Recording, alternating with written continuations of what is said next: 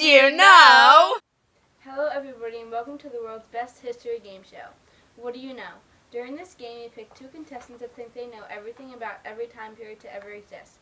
They have to have the right answer and back up that answer with an explanation. So let's introduce our contestants. First, we have Olivia. Our other competitor today is Emily. The time period we are going to be exploring this week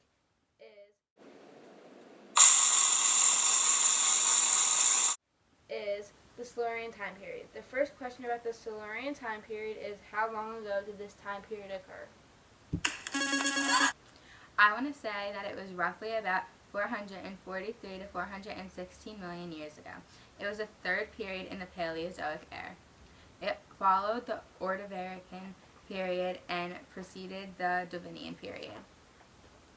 During this time, continental land masses were low and sea levels were rising. Very good, contestant number one. Looks like you do know your stuff. Did you know that by the Silurian period, a large portion of the Rhodinian landmass had become fragmented, and those fragments migrated toward the equatorial region? Most of these fragments were eventually assembled by a series of plate collisions into the supercontinents of Laurasia and Laurasia. The modern Philippine Islands are most likely inside the Arctic Circle, while Australia and Scandinavia resided in the tropics. South America and Africa were probably over the South Pole. The next question is, were sea levels rising or falling?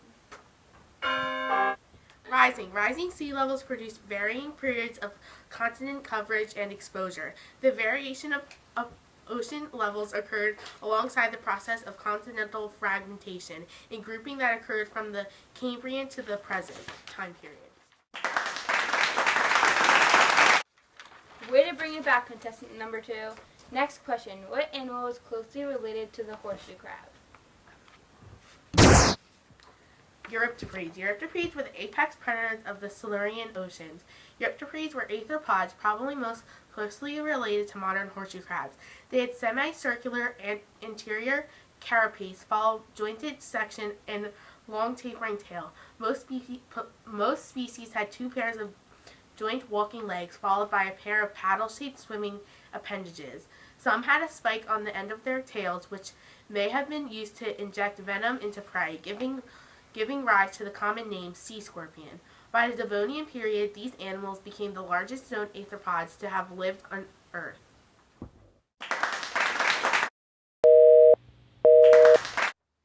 Welcome back once again to What Do You Know, where we have the most intelligent young minds to display their outstanding knowledge of the Silurian time period.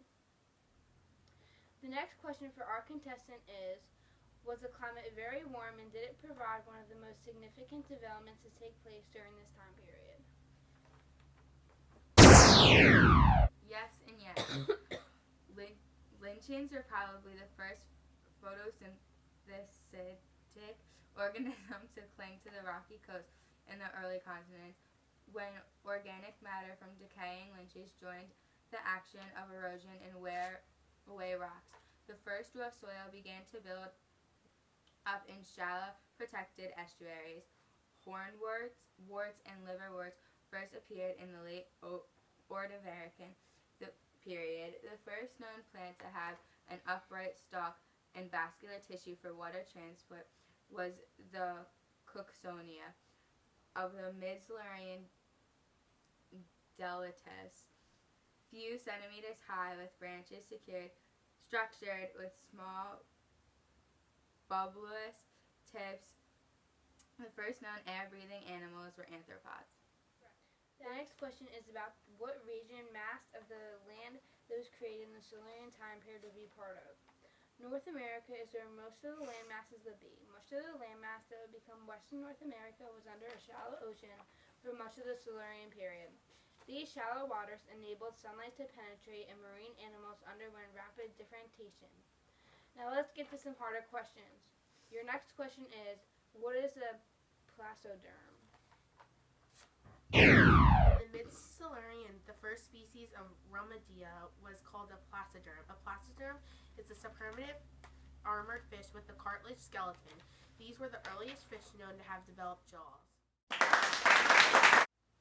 Sensational jaws. Who had the nickname Old America, or older continent, was a small supercontinent that was a result between the combination of the both Lartarian, Baltica, and Avalonian cratons, or beginning of a continent. Correct. It is outstanding how much these two contestants know. What were the first known arachnids? Millipedes and centipedes are the earliest arachnids first appeared in the Silurian. Since acrids are exclusively predatory, this represents the first terrestrial food web, although known air-breathing animals were arthropods. Great job, contestant 1. Way to make a comeback. What is Avalonia known as today?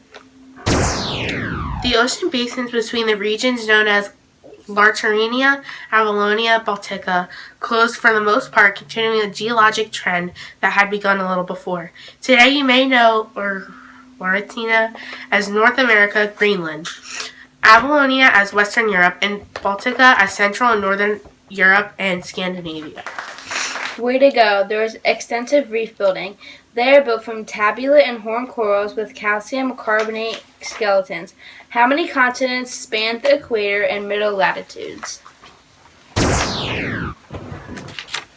During most of the Silurian time period, the vast Panthelastic Ocean covered the northern polar region. The supercontinent of Gondwana stretches over the southern polar region, and a ring of at least 6 continents spanned the equator and middle latitudes. Fantastic. We are getting closer to the end, so we have our hardest questions for you to answer. What was the oldest known coral fossil? In the oceans, there was a widespread radiation of crinoids. There were also a continued proliferation and expansion of the brachiopods, the oldest known fossils of coral reefs. Were many things undergoing many different changes? Yeah. The Silurian time period was a time when the Earth underwent considerable changes that had important repercussions for the environment and life within it. One result of these changes was the melting of large glacial formations.